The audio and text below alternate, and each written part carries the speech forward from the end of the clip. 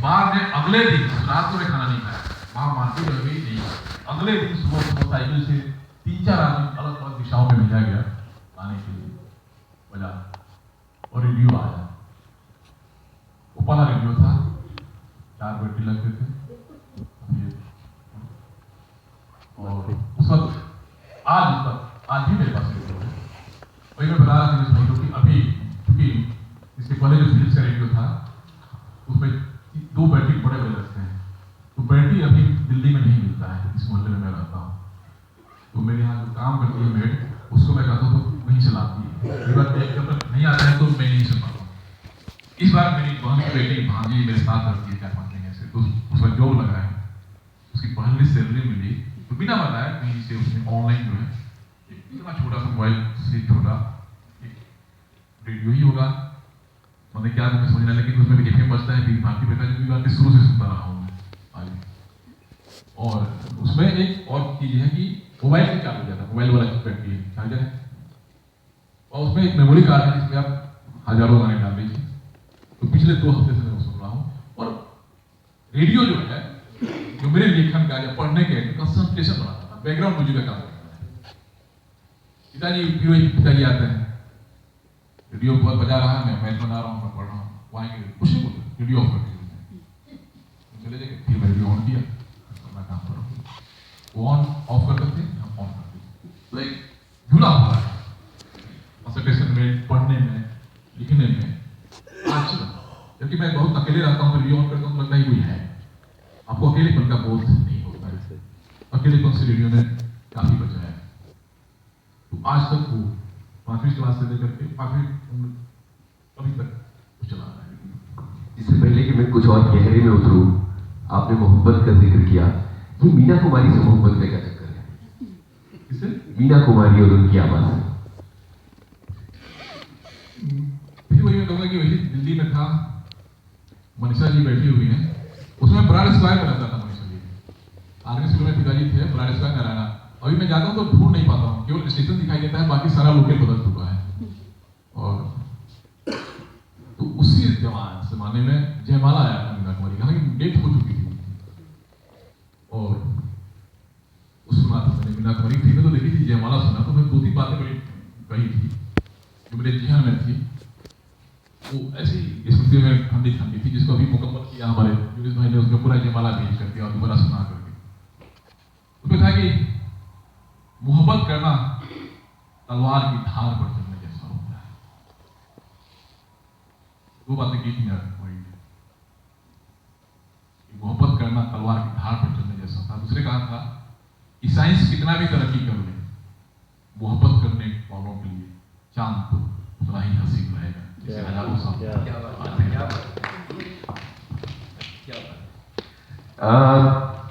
वापस लौट के चलते हैं जहां पर आप लाइब्रेरी में पढ़ रहे हैं, लगातार पढ़ रहे हैं, नई कहानी पढ़ रहे हैं।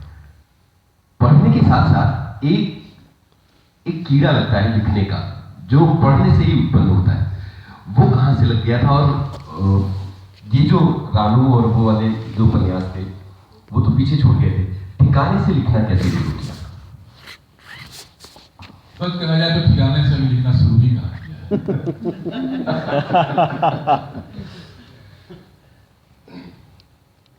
बड़ा जद्दोजहद चलता रहा है, आज भी चल रहा है। समझ में आ गया था कि रानू क्या है और रेनू क्या है, रानू और रेनू का फर्क महसूस हो गया था।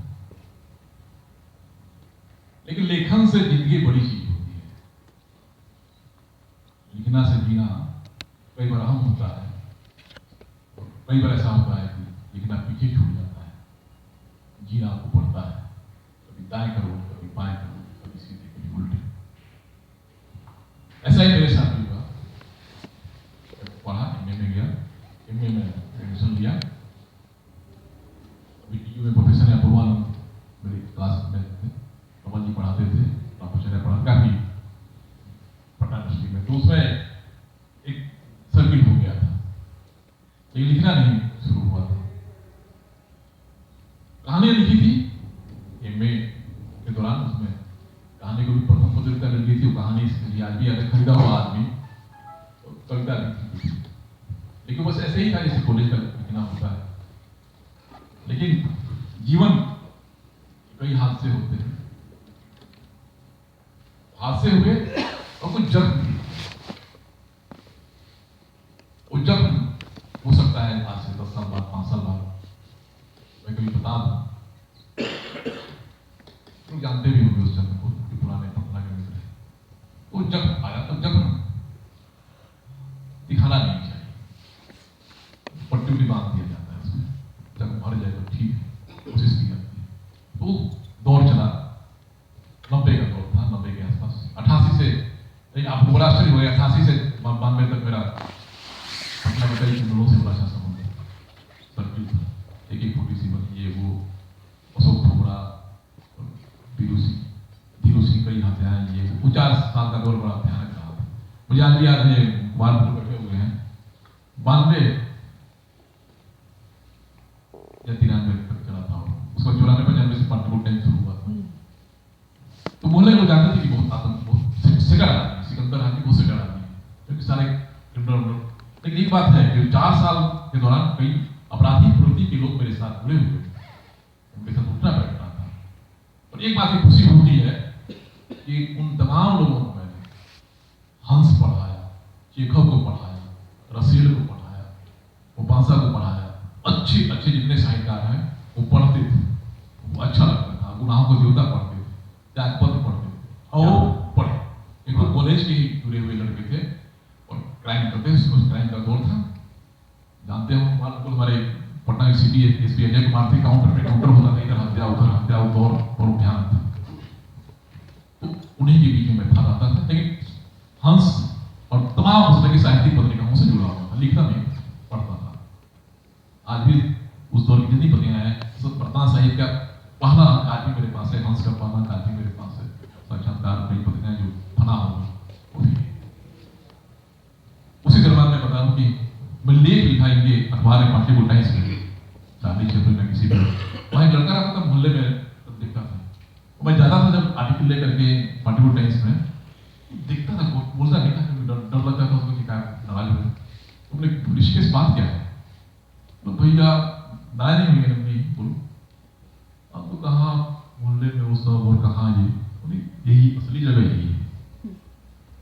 और वो जो मैं नहीं बताना चाह रहा हूँ, वो हादसे के बाद हम लोगों ने तय किया कि लिखे। उसके पहले मैंने कहानियां लिखी थी प्रेम कुमार आशीष के नाम से, तो ये वो कई नाम थे, प्रेम कुमार आशीष नाम से कुछ करनी चाहिए, वो फजल ने छापी थी, फजल मामले की सप्ताह में 93 में। अभी जो हिंदुस्तान में कमलेश जी हैं, तो हम लोग सोचे कि अब पत्रकारिता की है, लेकिन प्रेम जी साहित्य से कुछ चलेगा नहीं, तो जीवन में जीना भी तो है, कुछ पत्रकारिता कर दिया जाए, मुकुल हमारा है उस दौर में, उनके यहाँ 5 विधायक था पढ़ने, तो हमने तय किया बातें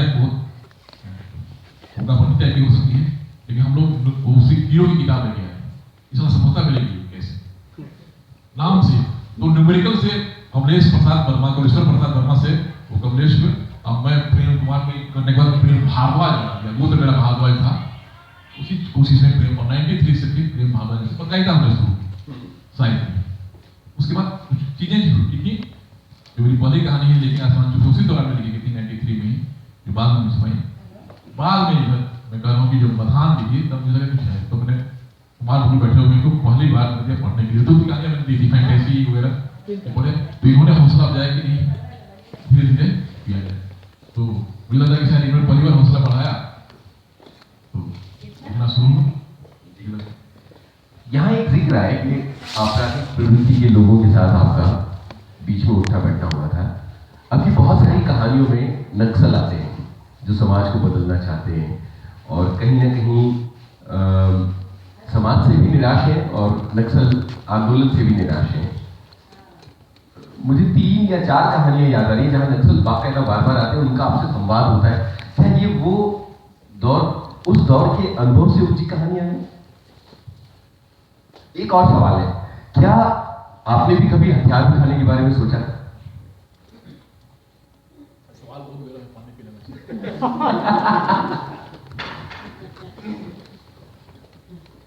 देखिए मैं नहीं, हम लोग जी हम लोग बिहार से आते हैं और जरा बिहार को जानते हैं या बिहार को जो जीते हैं याद करें वो दौर, जब इधर 20 मारा जाता था तो उधर 40 मारा जाता था, उधर 40 मारा जाता था, इधर 80 मारा जाता था। लड़ाई जारी थी, सिर गिने जाते थे। तो उस दौर को हमने जिया। और कुमार मुकुल या स्वतंत्र जानते हो कि नहीं जानते हैं, पहली बार नक्सल चीफ श्रवण कुमार, और मुझे लगता है कि नक्सल का बिहार का कि पहली बार किसी मीडिया से मुखातिब हुआ था तो 10-12 लोग गए थे। श्रीकांत जी थे, अजय जी थे, कमलेश थे, हिंदू से कोई बालकृष्ण थे, बालचंद थे, रविंद्र पढ़ाए थे, 10-12 लोग गए थे मिलने। वो अलग रास्ता कैसे लेकर के गया, किस तरीके से, और मैंने किसी को नहीं बताया था कि हम लोग जाएंगे, हमको मालूम ही नहीं कहाँ जाना है। तो पहला हम लोग मुखातिब हुए थे उस दौर से। और जिनकी लड़ाई किससे चल रही थी ना बिहार में, नक्सल वर्सेस एक खास जाति, और मैं उस जाति से बिलोंग करता हूँ। तो हम उस जाति का सच जानते हैं, क्योंकि हमारे घर के लोग भी, हमारे परिवार के लोग भी क्या मानसिकता रखते हैं हम जानते हैं। आप लाख तर्क दे दीजिए, दलील दे दीजिए, लेकिन किसी का जवान बेटा अगर उसकी आंखों के सामने का कत्ल कर दिया गया हो ना, वो नहीं समझता शांति की और नहीं समझता मोटी बात, फिर बदला ही चलता है। मुझे याद है कि सिनारी काम BBC 6 से आता था उस जमाने में, मैंने सुना तो मैं तुरंत गया था, चाचा जी गया, वही चाचा जी जो पता है कि साइंस की ओर मुझे ले गए, बगल में रहते थे महानगर में। मैं गया तो बोला कि चाचा जी, मुझसे पूछना चाहता कि देखिए ऐसा हो गया, पता ना चला था। बोले तो है नहीं, बताओ मैं। उसके बाद बोला था बोली चाची बोली हुआ क्या? बोली कुछ नहीं हुआ, काम हो गया, वहाँ 40 लोग मारे गए। वो सब शुरू ये एक चैप्टर। ठीक 1 महीना बाद मियाँपुर सेनारी के बदले में, सेनारी में भूमिहार मारे गए थे, सुबह बिहार में काम खास विभाग। ठीक 1 महीना, 1 साल बाद वही मियाँपुर में दलितों को और पिछड़ों को मारा जाता है। और ठीक वही 6:30 बजे से 6 बजे चाचा जी का बेटा आता है मेरे पास, भैया कलिया ठंडा हो गया, हुआ मार दिया, खत्म कर दिया। ये है मानसिकता बिहार की उस दौर में थी। हम सिर गिने जाते थे, बाकी कुछ नहीं, कोई दलील नहीं। आज भी कश्मीर के लोग कहते हैं तो किसी का बेटा को फोन करके मार दिया कि क्या समझ आएगा इंडिया, क्या भारत, क्या संविधान, कुछ नहीं समझता है। इसका भाई गया है तो भाई चाहिए, सिर की बदले से। तो ये दौर हमने देखा है। तो चूंकि इससे लड़ाई थी उस दौर में, उसे हम बिलोंग करते थे। लेकिन नक्सली से जुड़े बहुत अच्छी आदि की तरह थे, दंतेवाड़ा से लेकर कई लोग जानते हैं, छपा से जानते हैं। हम लोग दिल्ली में, हम लोग यहाँ बात होगी तो पता नहीं, हम लोग 2 काम में चले जाएंगे, सारे लोग अरेस्ट हो जाएंगे, इसलिए। लेकिन है दोनों को मैं जानता हूँ, इसलिए बिहार को जानने समझने वाला उसी को इग्नोर नहीं कर सकता, इसलिए वो चीजें बार बार आती रहेंगी। और मैं बोली जो मैं उपन्यास पे मैं काम कर रहा हूँ, वो भी एक नरसंहार व्यक्ति का हुआ है, सबसे बड़ा नरसंहार जो आज का हुआ, जो सत्ता और केंद्र के परिवर्तन कर दिया था बेलशी का, मैंने उसको बेटा में बना करके पूरा कोशिश करूँ उसके पास में। कभी हथियार उठाने की बात जहन में आई थी? नहीं, हथियार उठाने की तो नहीं, प्रतिशोध और एक आग तो है, और आग हमेशा विध्वंसक नहीं होता है, आग का अपना आकर्षण है। मुझे लगता है कि इस सभ्यता में के मुकाम तक हम लोग पहुंचे हैं, वहां 2 बहुत क्रांतियां बड़ी चीजें हुई। तो एक तो पहिया सभ्यता के विकास, और दूसरी आग की खोज। तो आग तो जलती रहनी चाहिए, मेरे सीने में न सही तो तेरे सीने में ही सही, हो कहीं भी आग, मगर आग जलती रहनी चाहिए। तो ठीक हम किसी को मारे नहीं, लेकिन प्रतिशोध न भी कहीं तो आग दोस्त को होना चाहिए, नहीं तो फिर जो भी सारी चीजें बेकार हो जाएंगी। इतना ठंडा बिल्कुल। बधान की बात करते हैं, क्योंकि हम बात करते करते उस मोड पर आ गए जहाँ बार बार मुझे बधान याद आ रही है। इस पर नाटक भी हो चुका है। मुझे उस अनुभव के बारे में बताइए, जो शायद हो सकता है कि पीछे आप बता चुके हो, कि कहां से ये कहानी उपजी थी और क्या कुछ देख रखा था आपने पठान में? देखिए, पठान कहानी मेरे लिए बहुत हंसी हुई, क्योंकि जब मुझे ने पढ़ाई की कहानी, तुमने कहा था कि आपका संस्करण है, बाद में जैसे जैसे कहानी का विस्तार हुआ और बनी आई, तो मेरी अच्छी कहानियों में से बना है। यहाँ जो बैठे हुए लोग, उसे बहुत लोग जानते नहीं होंगे पठान होता है क्या है, इसलिए पठान के बारे में बता दें कि पठान होता क्या है, क्योंकि ये लोकल शब्द है, बिहार का शब्द है, तो खत्म होता जा रहा है। वहां भी पठान बोले क्या है कि गांव घर होता था, घर घर, तो घर से कुछ दूरी पे 100 कदम या 50 कदम की दूरी पे एक झोपड़ी टाइप का कुछ रखा जाता होता था। वहां घर के बुजुर्ग लोग बैठते थे, माल मवेशी मतलब गाय भैंस वहां रहता था। वहां औरतें नहीं होती थी ज्यादा, बल्कि जो घर का बुजुर्ग टाइप का हो जाता था, जिसको कोई मतलब नहीं हो, वहां रहता था, उसका खाना पहुंचा दिया जाता था, वहीं रहता था और उसकी देखभाल ही करता था गाय भैंस की, दूरी पे, तो घर में नहीं करता था। तो वो पठान वही ननिहाल जहां पर गुजरा है, वहां एक मामा थे मेरे, वहां रहते थे, वो सर चना दूरी पे था, और बहुत ही शांति की जाए, पक्षियों की भाषा उसमें है भी, पक्षियों की भाषा में ये वो, और उसके साथ वो आवाज नहीं करते थे, और वो बहुत हिंसक हो गए, क्योंकि थोड़ी सी बेईमानी होने की है, लेकिन ये बेईमानी लेखक को जानते हैं, लौलचारी बैठी हुई इतनी बड़ी कथा का कहीं करनी पड़ती है, कहानी को ढूंढने के लिए। वहां नक्सल बिहार में नहीं, मेरे मामा के यहाँ नहीं है, छपरा में उसमें नहीं था, तो आ गया। तो हमने केवल नक्सल का बैकग्राउंड यहाँ से लिया, मध्य बिहार से। लेकिन जो कांड ये हुआ था कि मुखिया हमारे गांव के थे, हमारे भाई रहते थे, उनके सामने वो लखिया भी है, लखिया पात्र है, दलित, जिसे मामा का लगात्मक संबंध होता है, उसके हस्बैंड को जला दिया गया।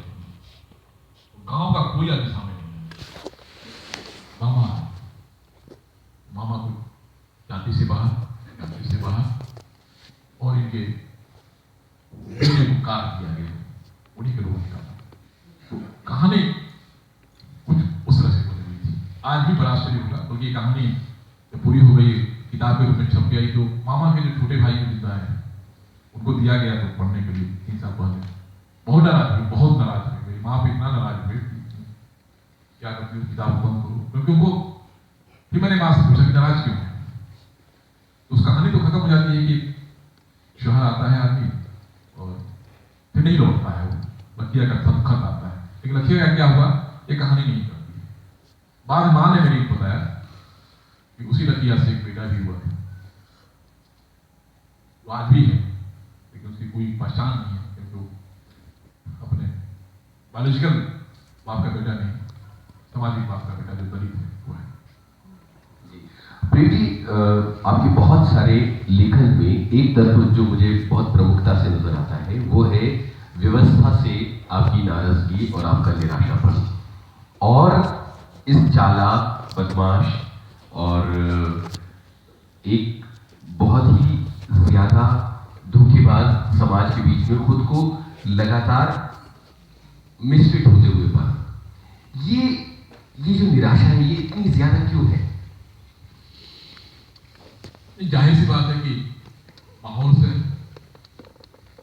जिस मिसफिट की बात आप कर रहे हैं, तो मिसफिट सब इस्तेमाल किया है मैंने, ये कहानी इंतजार पांडे सपने का, उस पर रियल कैरेक्टर पे है, कहानी में सोमदा है, असली कैरेक्टर पटना का है राणा बनर्जी, राणाबाद, 20-25 साल तक फुल टाइमर रहते हैं पार्टी के, और पार्टी एक दिन को बाहर कर देती है, और 40 साल की उम्र में दिल्ली में नौकरी ढूंढने आते हैं, उनकी परमार्थ योग्यता क्या एक्सपीरियंस ये माना जाता है, और मामला राणा बनर्जी का नहीं है। अभी प्रकाश हम सब कवित रहे हैं, स्वतंत्र जी हैं, हमको है, कलकत्ता में था, उसने आत्महत्या कर, उसकी उम्र 40 से कुछ थी।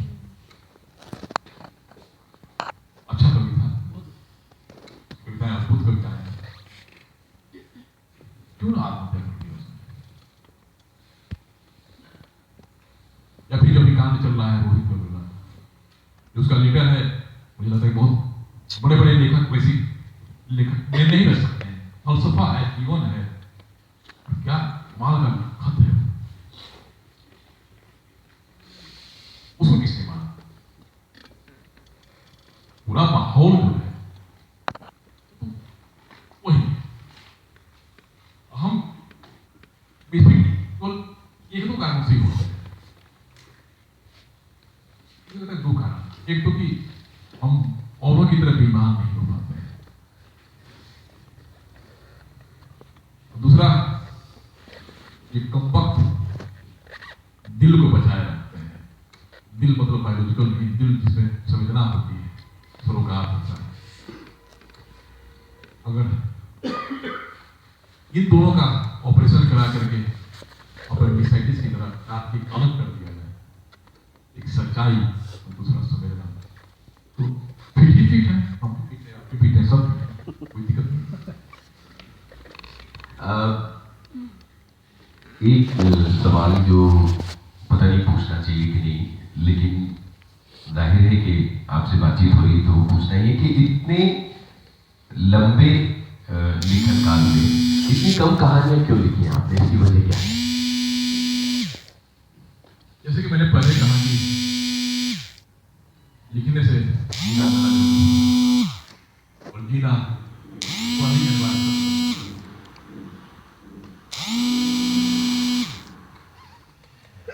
जिंदगी के हाथ से, जिंदगी की जद्दोजहद, इसलिए लोग लिखते हैं। उसमें से बहुत कम बचे हुए लोगों तक नहीं पहुंच पाता है। बाकी लोग लिख गए, लिखने के बाद छोड़ देते हैं, सफर में बहुत पीछे छूट जाते हैं। राय यादव एक बात करते थे अक्सर कुछ लोगों के लिए, और बात हमारे जैसे लोगों पर तो पूरी तरह लागू होती है, और भी लागू होती है जो नौकरी पेशा करते हैं, खाते पत्रकारिता करते हैं, और यार कि हम लोग थके हुए और रविवारी थके हुए हैं, और संडे के दिन टाइम मिलता है तो वहां जाना होता है, पत्नी को घुमाना होता है, सब छोड़ छाड़ के कुछ कहानी, कुछ कविता, कुछ पुराना फेर कर लेते हैं। रात को थक के आते हैं तो कुछ लिख लेते हैं, कुछ कहीं आर्टिकल भेजना है तो ये कविता लिखेंगे। तो दो चीजें होती, थके हुए लेखक का लेखन जैसे कि मान लेते हैं जैसे थका पूरी ऊर्जा वहां नहीं जा रही, बची हुई ऊर्जा ही वहां जा रही है। इसलिए हिंदी का लेखन बहुत जितना होना चाहिए उतना नहीं हो पा रहा। लिखा जा रहा है तो हम लिखने का नहीं, लेकिन आपकी ऊर्जा नहीं जा रहा है, समय नहीं जा रहा है, और लेखन एकांत मांगता है, समय मांगता है, वहां चूक हो जाती है। मेरी जिंदगी में पत्रकारिता जिंदगी के जद्दोजहद थे, पिता का बिहार पढ़ा बहुत लंबा छोड़ा था। इधर जो है नौकरी है, ये है, कम लिखता हूँ, लेकिन ऐसा नहीं कम लिखता हूँ तो मैं मुगालता पाऊँ कि मैं बहुत बड़ा, मैं ऐसा नहीं, लिखा ही नहीं जाता है, क्योंकि आप उस भावभूमि में होते हैं, 2 घंटा 4 घंटा मूड बनाते हैं, नहीं बात है।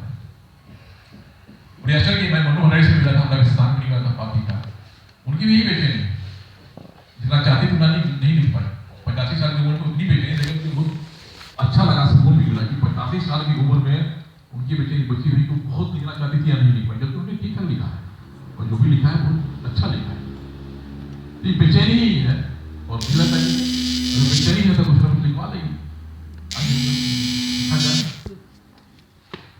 प्रेम जी, एक चीज जो बहुत गौर करने वाली बात है वो ये कि आपका जो कथाकार है वो आपके पत्रकार का हाथ पकड़ता हुआ चलता है कहानियों में। आपकी कहानियों के भीतर पत्रकार और कथाकार एक साथ यात्रा करते हैं, समानांतर यात्रा करते हैं। कहीं एक खत्म होते हुए शहर की रिपोर्ट आती है, कहीं भाषाई आधार पर या क्षेत्र के आधार पर नौकरी के लिए एग्जाम देने गए या इंटरव्यू देने गए लड़कों की पिटाई आती है, कहीं नक्सलवाद आता है, और तमाम तरह की जो समस्याएं हमारे सामने हैं, जो घटनाएं हमारे सामने हैं, वो अपने प्रसंगों के साथ बाकायदा आपकी कहानियों में आती है, और उन पर बाकायदा टिप्पणी भी आती है, और वो एक पूरी कथा का एक जरूरी हिस्सा बन जाता है।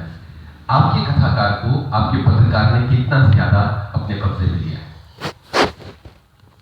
नहीं, दोनों जुड़ी हुई है एक दूसरे से।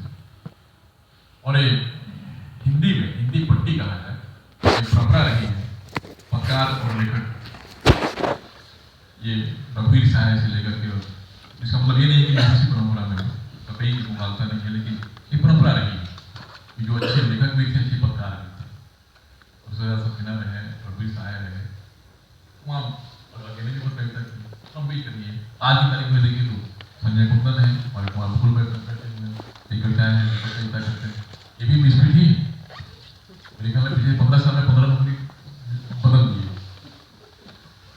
तो एक लंबी परंपरा है जो पत्रकारिता और साहित्य दोनों में, मुझे जो लगता है कि मनोहर साहब जोशी भी पत्रकारिता करते थे, उनका हिमांशु जोशी थे, मीनाल पांडे, ये लंबी परंपरा है।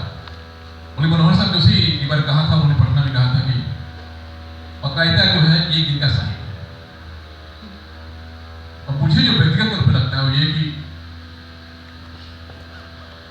अगर पत्रकारिता में साहित्य का टच देते हैं तो आपकी लिखने में एक निखार आ जाता है, चमक आ जाती है। वो साहित्य से जुड़े हुए जो साहित्य को पढ़ते लिखते हैं, वो अगर पत्रकारिता करते हैं और बोलते हैं, लिखते हैं, तो ये झलकती है।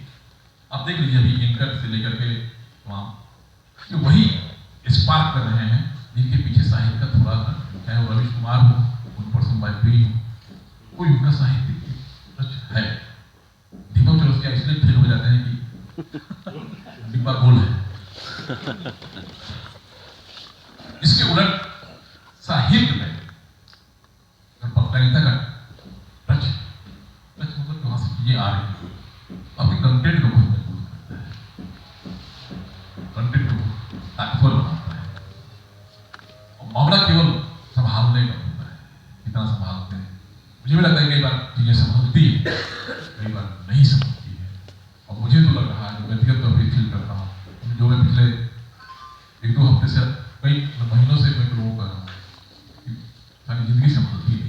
नौकरी संभालो तो लिखना छूट जाता है, लिखना संभालो तो परिवार छूट जाता है, परिवार को संभालो तो दोस्त छूट जाते हैं, ये संभालो संभलती नहीं। नहीं संभलने का मामला उसी तरह से है जैसे देश भी नहीं संभल रहा है।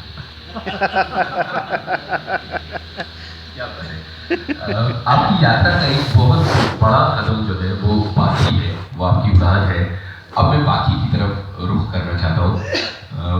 पाखी शुरू कैसे हुई और पाखी से आप कैसे जुड़े, ये बातें तो सारे लोग जानते हैं, फिर भी मैं आप लोगों से पूछना चाहूंगा कि क्या पाखी कैसे शुरू हुई, वो बात अभी आप सुनना चाहेंगे, या पाखी से जुड़ी हुई कोई दूसरी बात की है?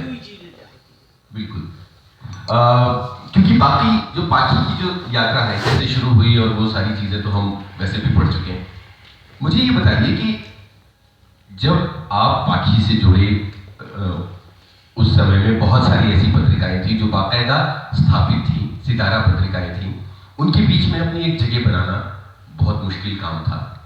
राजेंद्र यादव से बड़ी नहीं तो उनके समान गहरी लकीर खींचना बहुत मुश्किल काम था।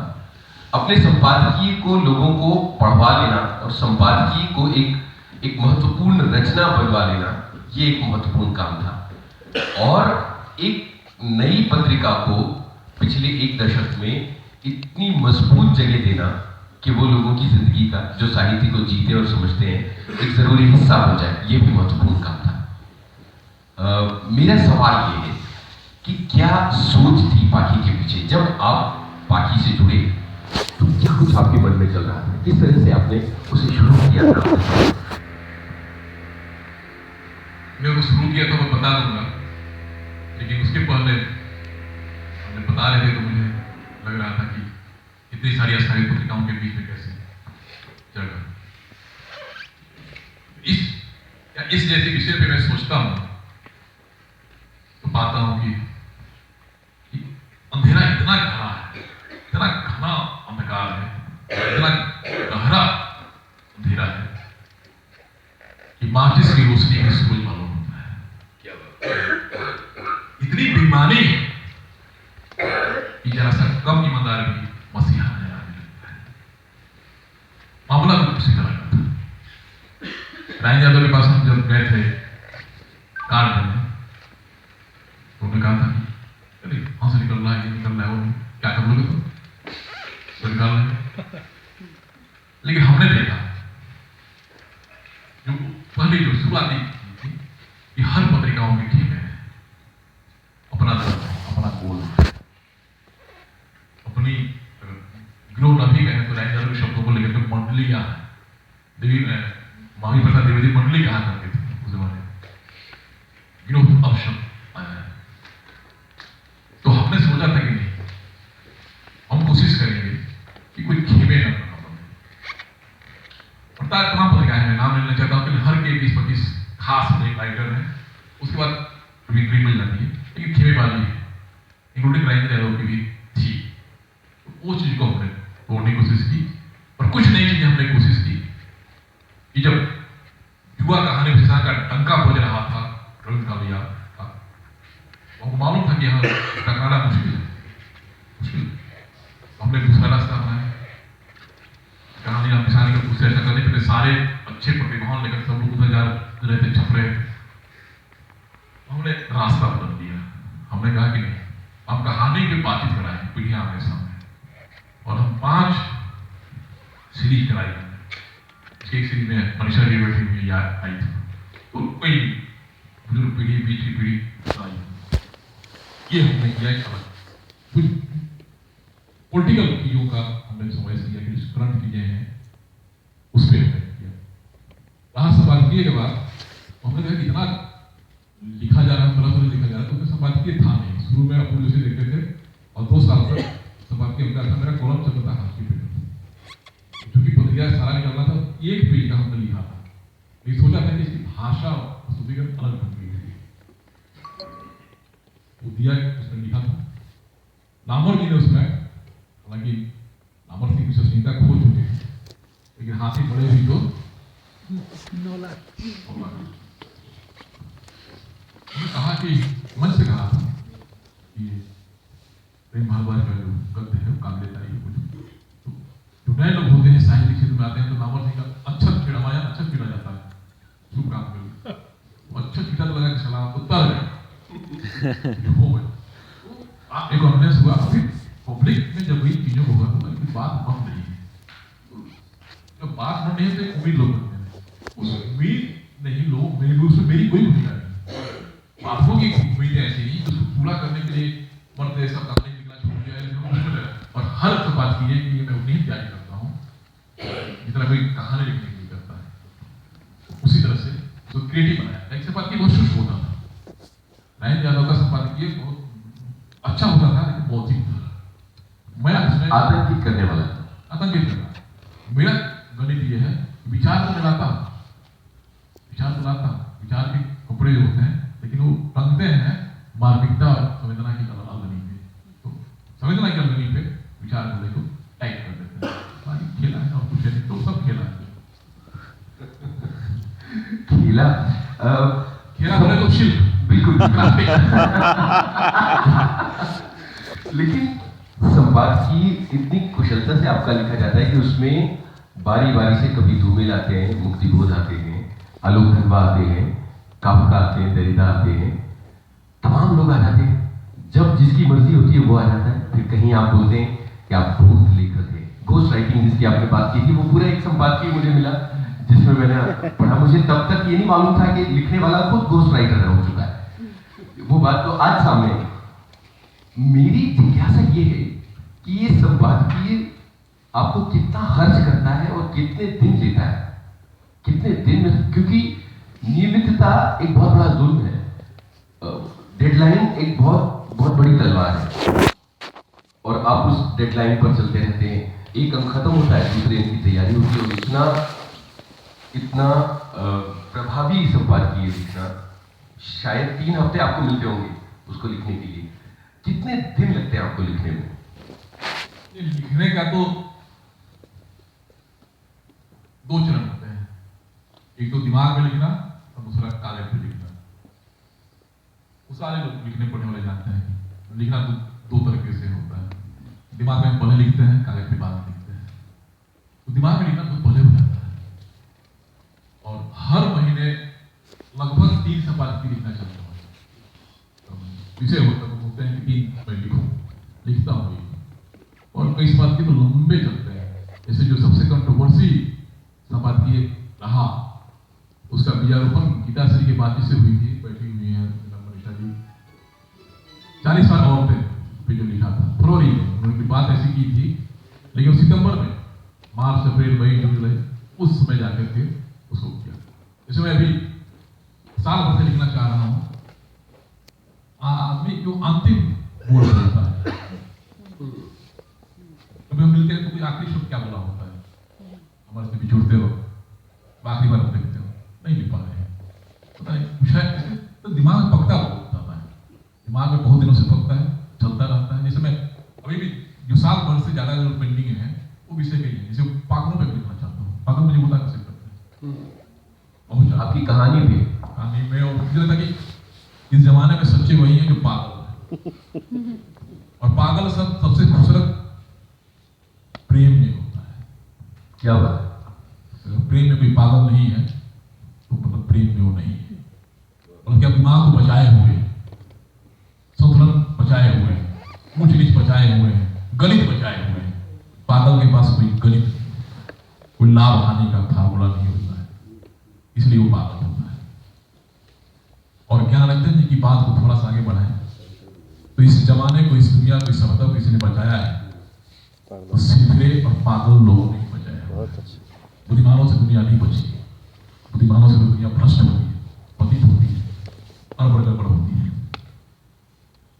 मामला है, मैं बाकी पर ही बने रहना चाहता हूँ। साहित्य की अपनी एक राजनीति है, अपनी एक गलियां है, अपने वितर्कघात हैं, और उनके बीच में जैसे कि आपने कहा कि उन सब से बच के, उन मंडलियों और मठों से बच के आप एक तटस्थ पत्रिका निकालना चाहती थी। कितने दबावों का, कितनी धमकियों का सामना आपको करना पड़ा? नहीं, धमकियां उस तरह से नहीं होती हैं, दबाव बहुत होते हैं, वो कई तरह से काम करते हैं। एक तो दबाव लाभ हानि का होता है, जो मुझ पे नहीं होता है, और मेरे जैसे कई लोगों को नहीं होता हो। दूसरा दबाव होता है कि संबंधों का दबाव, वो भी मेरे पे कम होता है कि अगर आज की तारीख में सबसे अलोकप्रिय फोन ना उठाने वाला, यहाँ कई लोग हैं जो अगर इजाजत मिल जाए कि एक हत्या अगर माफ है, 2-3 लोग तो मुझे मेरी हत्या कर देंगे। किसी कहानी 1 साल से पड़ी हुई है, किसी की 10 महीने से, किसी की 1.5 साल से। देखिए पापड़ जी घूर के देख रहे हैं। प्रेमचंद गांधी भी है, मधु सरकार भी है, साल भर बाद छपी है, कुछ नहीं, 150 साल हो गए। चरण सिंह प्रतीक भी देख रहे हैं। पेंडिंग नहीं है तो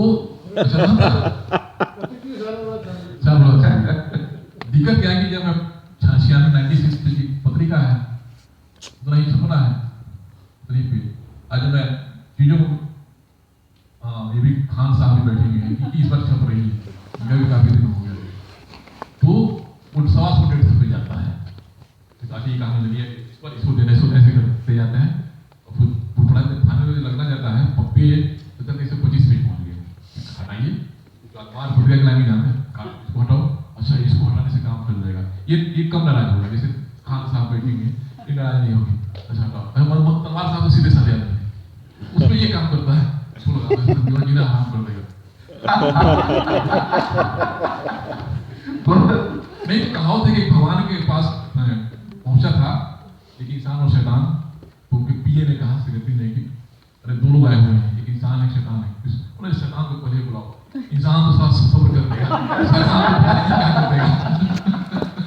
तो जो सब्र कर रहे हैं वो इंसान है, उनकी इंसानियत को हम सलाम करते हैं। वो तमाम होते हैं, कई तरह के काम होते हैं, लेकिन मेरा मानना है, जो मैंने अनुभव किया है कि किसी पत्रिका का, साहित्यिक पत्रिकाओं को मैं देखता हूँ, कंपाइल करना पड़ता है, उसको उस तरह से नहीं, आर्थिक मामला नहीं है, भौतिक मामला नहीं होता है, ये रिश्तेदारी और संबंधों में वो 10-20% ज्यादा रहता है, क्यों दिखने लगता है, और फिर साल में एक ही आदमी की 4-5 कहानियां छपती हैं, तो फिर बोझ हो जाती है, फिर कोई ज्योति कुमारी हो जाती है, कोई कुछ हो जाता है,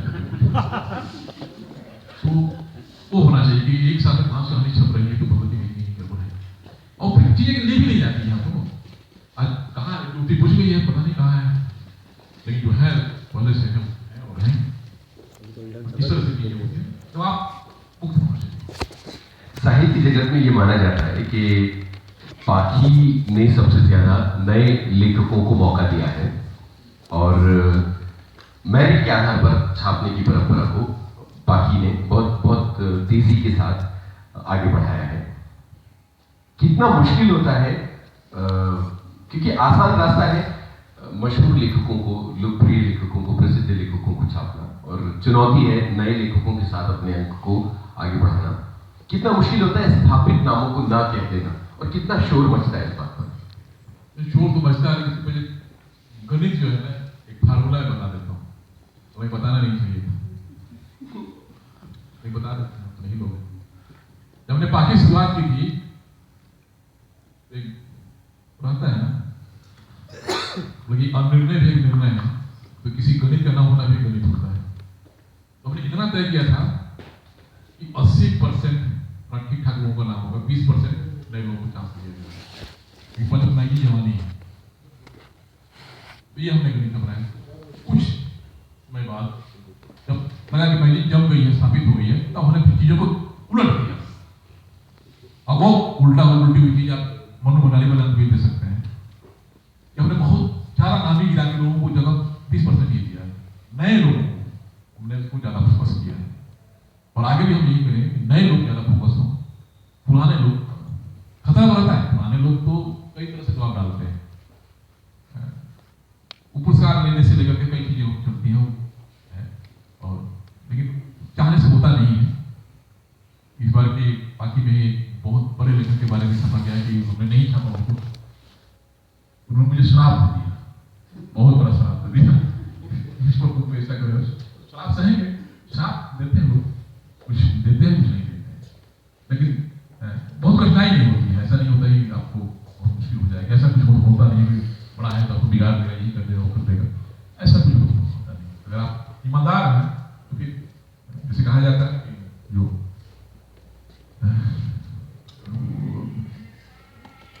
वो कहानी थी ना, जिसको सही में वो पंक्ति आई थी, एल्केमिस्ट कैरेक्टर कौन थे जिसको, हाँ उसमें था कि अगर आप प्रेम करते हैं और सच्चे हैं तो पूरी कैनात साथ देती है। जिसको फिल्मों में ऐसा लगा कि आमिर खान ने अपने से बोला हो, इतनी जगह घुमाया गया, जबकि ओरिजिनल लाइन उसकी वही है जी, जब प्रेम और सच्चे मन से होते हैं तो पूरी कैनात साथ देती है। उसको असली लाइन वही है, उसके बीच आती है। वही मैं कहता हूँ कि ईमानदार हैं और सच्चे हैं तो लोग साथ देते हैं आपको। जैसे ज्ञान जी कहा बहुत लोग हैं, अगर आप सही है तो आपको साथ देता है। क्या शुरू में यह अंदाजा था कि पाखी की उड़ान इतनी ऊंची होगी? ना था नहीं, और मुझे भी अपने मालूम था कि मैं जो लिखता हूँ उल्टा पुल्टा जो भी वो ऐसा हो जाएगा, और नहीं था। और संपादकीय लिखने में एक बात मैं कहना चाहता हूँ कि प्रियंबल की एक बात मुझे बहुत अच्छी लगती है, जो धर्मस्थल उपन्यास में उन्होंने कहा है, वो अक्सर कहते हैं, वो कहते हैं कि हर लेखक किसी रचना के लिखने के बाद मर जाता है, फिर अगली रचना में उसको फिर से जन्म लेना पड़ता है, और उतनी ही तैयारी करनी पड़ती है, उतना ही सब कुछ करना पड़ता है।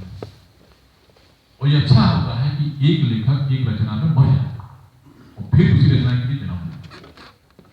ये रचना के लिए भी अच्छा है, लिखने के लिए भी अच्छा है। तो वैसे ही मैं जब भी नया लिखता हूँ, जो भी संपादक ही मान लीजिए, क्योंकि हर मेरा लिखना पड़ता है, उतना ही डेरा आता हूँ, उतना ही संभाल आता हूँ। इस बात तो मामला फेल हो गया, लेकिन जब मेरे सहयोगी अविनाश में शायद बोलते नहीं, मैं गुस्सा भी नहीं हूँ, शर्म लगती है, लगता है घबरा गया क्या करने जाए, कोई चीज होती है पूछना बताओ कैसा है, लेकिन वो बोलता नहीं, ठीक बात बन गई, बात बन जाएगी, बच नहीं पूछा, बात बन गई है, बोले हाँ सर बात बन गई है, बात बन जाती है। जैसे मोटर मंगाड़ी बनाई थी मैंने, और तो एक दरवाजे का भी रचा मैंने, और पता नहीं क्या होगा, उससे नाराज नहीं, एक सुधार हो रहा काम, खुद मनु जी का पहलों का फोन आया था, लगता है बात बन गई, उस खेल बात बनने की बात बन गई तो सब ठीक, नहीं बनी कुछ भी, तलवार वहां से रही, कुछ नहीं होगा। फिर जी पाखी की मैंने बहुत सारी बातें की, मैं जितना आपको जानता हूँ, जितनी मेरी जानकारी है उसमें आपके जीवन में माँ अपने बहुत अलग और महत्वपूर्ण रूप में रखती है सबके जीवन में, लेकिन आपके जीवन में माँ से जुड़ाव कुछ बहुत ज़्यादा है। माँ को लेके आप कुछ ज़्यादा भावुक हैं और वो न होकर भी हमेशा आपके साथ रहती है। मुझे बताएं कि किन किन पलों में जबकि आप बहुत निराश होते हैं या बहुत खुश होते हैं, माँ आपके पास आ जाती है। मेरे से बात किए का संकलन हाशिए पे और वही में आया था और बंडल ऑफिस से पहुंचा तो चूंकि बहुत से टाइम हो जाती है पत्नी जगह दफ्तर उनका सब मेरे मन में शंका भी लिखा सही किताब नहीं उनका सब साइड से तो दिखा केवल हाशिए लिखा। हाँ अशोक अपने केबिन में था फोन किसको करें क्या पा रही खुशी की बात है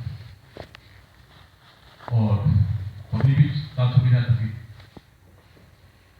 मुझे लगा नहीं किसको फोन करूँ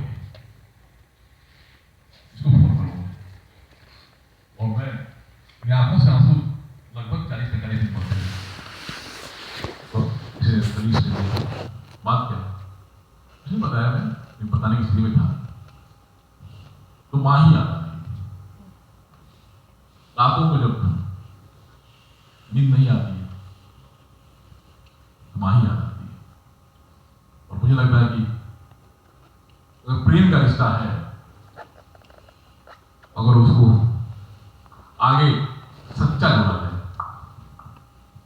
तो सच्चा प्रेम माँ का ही होता है।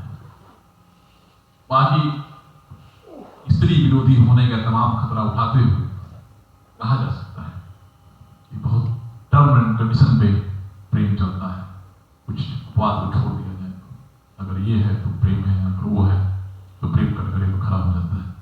माँ का प्रेम हमेशा आपके साथ रहता है ताकत और मेरे साथ नहीं मैं जानता हूँ मैं आज भी हूँ जो भी जैसे भी माँ ने अगर मेरा वहाँ एडमिशन नहीं कराया अब मैं कई कहानियां भी पढ़ता हूँ माँ के बाद मुझे लगता है कि अब मुझे खुद एक आत्मविश्वास मिलता है जब मैं लिखता हूँ अगर उसमें माँ जीवन में है तो चीजें बहुत बन जाती है बात बन जाती है। अगर जीवन में है तो नहीं भी प्रकट है कोई भी अगर नहीं है तो फिर माँ का मतलब केवल जिसे पैदा हुए वो भी नहीं होता। माँ का मतलब एक अंतिम पनाह जहां हत्या करके भी जाए तो बोलोगे बेटा नहीं मेरा बेटा हत्या नहीं किया है तय है यहाँ तो अभयदान मिलना ही मिलना है। जैसा आपकी कहानी जड़े में होता है। हाँ वो जड़े जब लिखा था तो एक परेशान है उसमें माँ थी भी और परेशान है वो से कथा नायक जो कि जाहिर सी बात है कि कोई भी हो सकता है हमारी जगह तो लौटता है कहाँ जाए तो आदमी जड़ों की लौटता है तो माँ दिखाई देती है। तो हमारे यहाँ एक परंपरा है गोड़सी होता है उसमें आग बचा करके मैंने नानी के यहाँ देखा था कि नानी के यहाँ माचिस नहीं जलता माचिस होता नहीं था कभी कभार किसी किसी रईस घर के यहाँ माचिस आग बचा करते थे और काम दिए जला दिए और फिर चिंगारी नीचे रखे ऊपर राख डाल दिए और फिर सुबह शाम को फिर ऐसे निकाल लिए वो फिर आग हो जाता था तो एक दूसरे के घर में आग लग गई माचिस बहुत ऐसी थी लेकिन बोरसी के अंदर कई महीनों तक आग बची रहती थी। तो वही मुझे लगता है कि जो संवेदना का मामला जो है ना माँ केवल जैविक बायोलॉजिकल माँ ही नहीं मामला संवेदना का है और अंतिम बना का यहाँ दिल को निखार हो जाते हैं उतना भी हत्या करके भी आ गए माँ उनके माथे पे हाथ रखती वो माँ है वो माँ मेरे लिए एक संवेदना है एक शक्ति है। प्रेमी मैं आखिरी सवाल पर आ गया हूं और ये मेरे लिए ये सवाल पूछना सबसे मुश्किल है। मैं चाहता नहीं हूं कि जख्मों को खोला जाए लेकिन लता जी के बारे में पूछना जरूरी है। तो विपरीत शख्सियतों का संगम था ये। आप जितने अपने भीतर